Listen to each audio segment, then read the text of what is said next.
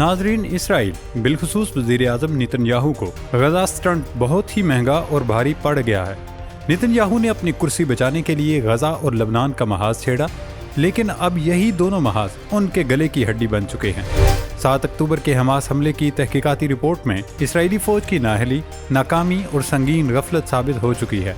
अब खुद नेतन्याहू की काबीना के अरकान और उनके राइट हैंड समझे जाने वाले वजीर दिफा योव गैलेंट भी नेतन्याहू को शामिल तफ्तीश करने और उनका एहतसाब करने का मुतालबा कर रहे हैं। दूसरी जानिब इसराइल ने अब जल्द अज जल्द बोरिया बिस्तर लपेटकर गजा से मुकम्मल इनखला की तैयारी पकड़ ली है। पिछले एक हफ्ते के दौरान गजा में निहत्ते फलस्तीनियों को निशाना बनाने वाली इसराइली फौज ने सेंट्रल गजा तकरीबन खाली कर दिया है और आलमी मीडिया का दावा है कि जल्द ही इसराइली फौज जनूबी गजा से भी निकल जाएगी। इसराइली शिकस्त को मद्देनजर रखते हुए हमास ने जंगबंदी के लिए नई शर्त रख दी है। हमास ने न सिर्फ गजा बल्कि इसराइल के जेर कब्जा इलाके मगरबी किनारे का कंट्रोल भी मांग लिया है। दूसरी जानिब हिजबुल्लाह ने कहा है, अगर हमास जंगबंदी पर राजी हो जाती है तो हम भी सरहद पार से इसराइल पर हमले करना बंद कर देंगे।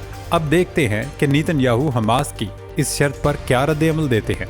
वैसे भी उनकी इस वक्त शदीद तरीन ख्वाहिश यही है कि किसी भी तरह से जंगबंदी हो और इसराइली यरगमालियों की वापसी यकीनी बनाई जा सके ताकि वो इक़्तिदार से चिमटे रह सकें। अमेरिका ने भी इसराइल को खबरदार किया है कि वो जल्द अज जल्द गजा से निकले और उसे किसी भी सूरत गजा पर कब्जा हरगिज़ नहीं करना चाहिए, बल्कि वहाँ का इंतज़ाम मुकामी अफराद के सुपुर्द करके इनखला यकीनी बनाए। दोस्तों, सबसे पहले जिक्र करेंगे हमास की जानिब से पेश की जाने वाली नई शर्त का। जाहिर है, जंग में जब किसी फरीक को अपनी फतह या जीत का यकीन हो तो फिर वो जानता है कि हारने वाला उसकी तमाम शराइत को मानने का पाबंद होगा। इसी तरह अब हमास ने भी इसराइली शिकस्त देखते हुए बड़ा मुतालबा कर दिया है। हमास के पॉलिटिकल ब्यूरो के रुकन हस्साम बदरान ने गुज़श्ता रोज़ अपने बयान में कहा कि इसराइल के इनखला के बाद गजा और इसराइली फोर्सेस के ज़ेर कब्जा मगरबी किनारे का इंतज़ाम आज़ाद हुकूमत के सुपुर्द किया जाए।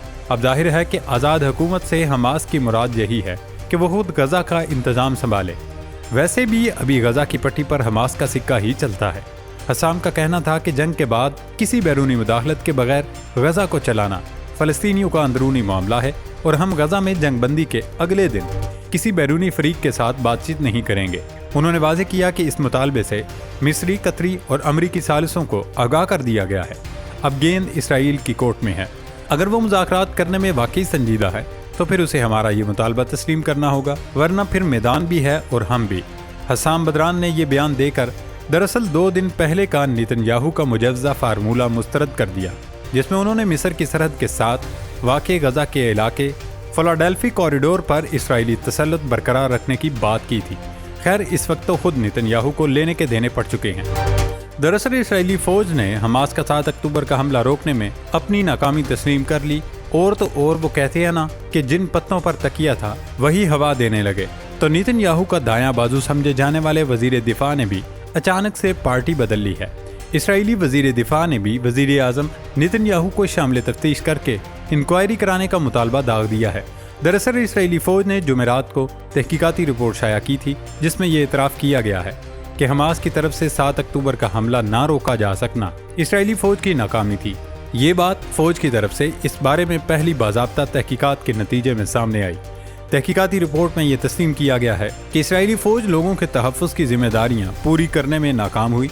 इसराइली फ़ौज हमास की जानिब से इस तर्ज के हमले का जवाब देने के लिए तैयार न थी। उसे अंदाज़ा नहीं था कि इस तरह बड़ा हमला होगा और ऐसा मंजरनामा बन जाएगा। हत्ता कि दोपहर तक इसराइली फ़ौज के पास कोई वाज़ेह तस्वीर न थी कि हुआ क्या है। इस तहकीकाती रिपोर्ट में फ़ौज की तरफ से अपनी ही रिहायशी आबादी पर गोलाबारी से मुतल्लिक कुछ नहीं बताया गया। दरअसल 7 अक्टूबर को हमास के जंगजुओं ने 15 इसराइलियों को एक घर में यरगमाल बना लिया था। इसराइली फोर्सेस ने जब यरगमालियों को रिहा कराने के लिए बायरी नामी गांव में वाक़ई इस घर को घेर लिया तो जंगजुओं ने खुद को और अपने 7 यरगमालियों को हलाक करने का ऐलान किया, लेकिन इसराइली फ़ौज ने उनकी धमकी को संजीदा नहीं लिया और गोलियां बरसाते हुए आगे बढ़ती गई। जब इसराइली फोर्सेस ने झड़प के बाद घर का अंदर से जायजा लिया तो तमाम अफराद हलाक हो चुके थे। अब इस मुतालिक रिपोर्ट में इसराइली फ़ौज को क्लीन चिट देने की कोशिश की गई है कि तमाम यरगमाली इसराइली टैंकों की गोलाबारी से मरे। दोस्तों, इसराइली वज़ीर दिफा योव गैलेंट ने रियासती सतह पर एक इंक्वायरी का भी मुतालबा कर दिया है कि 7 अक्टूबर को हमास के हमलों की संगीनी का अंदाज़ा किया जा सके। उन्होंने मुतालबा किया है کہ اس انکوائری میں وزیر دفاع اور وزیر اعظم نیتن یاہو سے بھی پوچھا جانا چاہیے، جبکہ نیتن یاہو اس طرح کی انکوائری کے مطالبے کو پہلے ہی مسترد کر چکے ہیں۔ اسرائیلی فوج کے ترجمان ڈینیل ہاگاری خود اپنے بیان میں کہہ چکے ہیں، میرے لیے یہ کہنا تکلیف دہ اور مشکل ہے کہ فوج باحری کے رہائشیوں کی حفاظت کے اپنے مشن میں ناکام رہی۔ ناظرین، ایک طرف اسرائیلی فوج کی اپنی تحقیقاتی رپورٹ اور وزیر دفاع کا بیان ہے جو نیتن یاہو کے خلاف ایک طرح کی فرد جرم ہے، دوسری طرف اسرائیلی عوام دارالحکومت تل ابیب میں نیتن یاہو سے استعفیٰ مانگ رہے ہیں، تیسری جانب حماس کو اپنی فتح کا یقین ہو چکا ہے، تو وہیں چوتھی طرف سے حزب اللہ بھی اسرائیل پر دباؤ بڑھاتی جا رہی ہے۔ حزب اللہ کے سربراہ حسن نصر اللہ نے تازہ ترین بیان میں حماس کی نہ صرف مکمل حمایت اور مدد کا اعادہ کیا، بلکہ ان کا کہنا تھا کہ حزب اللہ غزہ جنگ بندی کے مذاکرات کے بارے میں اپنے فلسطینی اتحادی حماس کے کسی بھی فیصلے کو قبول کرے گا، اور اگر جنگ بندی ہو جاتی ہے تو وہ اسرائیل پر سرحد پار سے حملے بند کر دے گا۔ 7 اکتوبر کو حماس کے اسرائیل پر حملے کے نتیجے میں غزہ کی پٹی میں جنگ شروع ہونے کے بعد سے حزب اللہ نے حماس کی ہدایت میں اسرائیلی فوج کے ساتھ تقریباً روزانہ سرحد کے آر پار فائرنگ کا تبادلہ کیا ہے، جس سے کسی مکمل جنگ کے آغاز کا خدشہ ہے۔ حسن نصر اللہ نے کہا، جو کچھ بھی حماس قبول کرے گی ہر کوئی اسے نہ صرف قبول کرے گا بلکہ ہم اس پر مطمئن رہیں گے اور بغیر کسی پس و پیش جنگ بند کر دیں گے۔ دوستو، چاروں طرف سے مشکلات میں گھرے اسرائیل کی مدد کے لیے امریکی انتظامیہ ایک بار پھر میدان میں آ گئی ہے۔ ڈونلڈ ٹرمپ سے خوفزدہ جو بائیڈن انتظامیہ نے اسرائیل کو 500 پاؤنڈز وزنی بموں کی ترسیل دوبارہ شروع کرنے کا اعلان کر دیا ہے۔ امریکہ نے مئی میں 2000 پاؤنڈ اور 500 پاؤنڈ کے بموں کی اسرائیل کو ترسیل روک دی تھی، کیونکہ امریکی حکومت کو ان کے غزہ میں استعمال پر تشویش تھی۔ امریکی حکومت کا موقف تھا کہ اسرائیلی فوج بغیر کسی تصدیق و تحقیق کے سویلین آبادی کو نشانہ بنا رہی ہے، جس کے نتیجے میں خواتین اور بچوں کی بڑی تعداد مر رہی ہے۔ لیکن اب ڈونلڈ ٹرمپ کے تند و تیز بیانات کی وجہ سے بیک فٹ پر گئے صدر جو بائیڈن نے اسرائیل کو بم دینے کا اعلان کر دیا۔